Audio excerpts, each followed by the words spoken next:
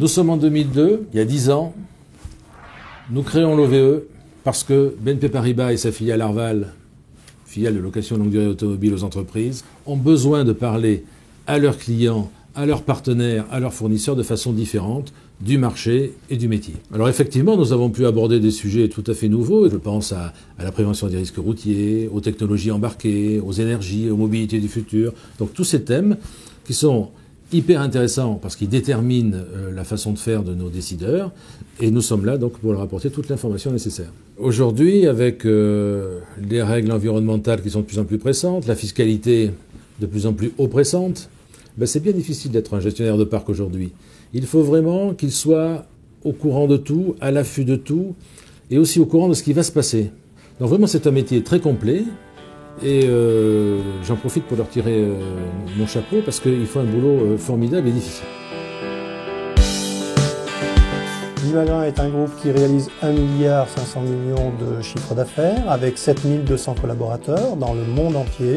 Et nous disposons aujourd'hui de 600 véhicules sur la France et de 400 véhicules sur l'Europe proche. L'OVE est un organisme qui nous permet surtout d'effectuer une veille sur l'ensemble des sujets qui concernent la mobilité. Alors ça peut être effectivement la fiscalité, c'est bien entendu l'écologie, le développement durable au sens large du terme. C'est également tout ce qui peut concerner le côté économique et puis tout le côté technologique, non seulement en France, mais également à l'étranger.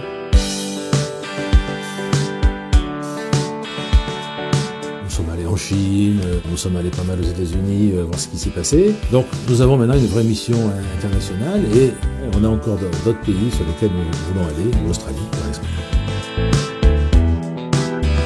L'industrie automobile est l'ami de l'OVE et l'OVE est l'ami de l'industrie automobile parce qu'ensemble, on essaye de travailler pour que les voitures soient toujours de plus en plus performantes et de plus en plus éligibles aux nouvelles règles fiscales, sociales même, qui sont de plus en plus exigeantes, en particulier en matière de CO2.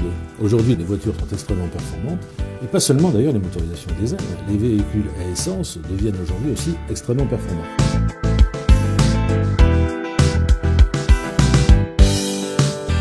On a demandé à des architectes urbanistes, construisez-nous la ville de dans 20 ans. À quoi vous pensez-vous, urbanistes, qu'elle va ressembler? Avec cette grande interrogation pour nous, c'est est-ce que la voiture a encore une place dans la vie de demain? Et bien là où on est très satisfait, c'est que tous les architectes à qui on a parlé, tous, et c'était des cabinets internationaux, en Allemagne, aux États-Unis, au Japon, en Espagne, tous les cabinets ont dit qu'il y aura une place pour l'automobile dans la ville de demain. Et que la mobilité personnelle et indépendante et individuelle, elle va continuer. Donc ça conforte le rôle de l'automobile. Par contre, cette voiture, elle sera peut-être différente, elle sera peut-être plus petite, elle sera peut-être électrique, elle sera certainement connectée.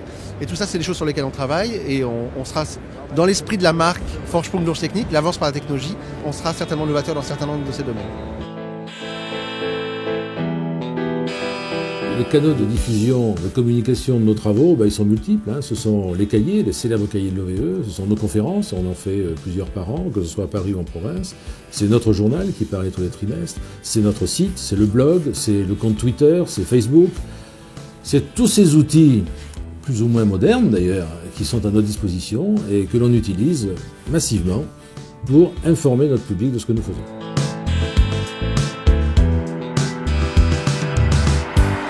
Pour moi, journaliste, le principal intérêt de l'OVE, c'est que cet organisme a une vision du futur immédiat ou un peu plus lointain de l'automobile, parce que les entreprises ou les loueurs longue durée sont dans l'instant, c'est-à-dire qu'ils gèrent un parc à un instant T. Il est bien de savoir quelles vont être les grandes tendances pour l'avenir, et ça, l'OVE peut les aiguiller vers les véhicules hybrides, les véhicules électriques. Il y a aussi peut-être une fonction de lobbying vis-à-vis des pouvoirs publics et des entreprises aussi. Pour moi, c'est un lien qui doit se faire entre les deux afin de favoriser ces énergies alternatives.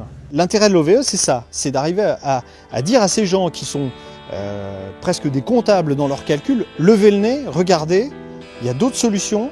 Ces solutions, sur le papier, elles vont peut-être vous paraître bizarres, plus chères. Si vous allez un peu plus loin, vous verrez que vous avez des bénéfices que vous ne pouvez pas avoir autrement. Et ça, il n'y a que l'OVE qui peut le faire. Bon, et puis nous, on regarde toutes les technologies. Qui aurait cru, il y a encore quelques mois, qu'un avion puisse voler et faire le tour du monde uniquement avec l'énergie solaire?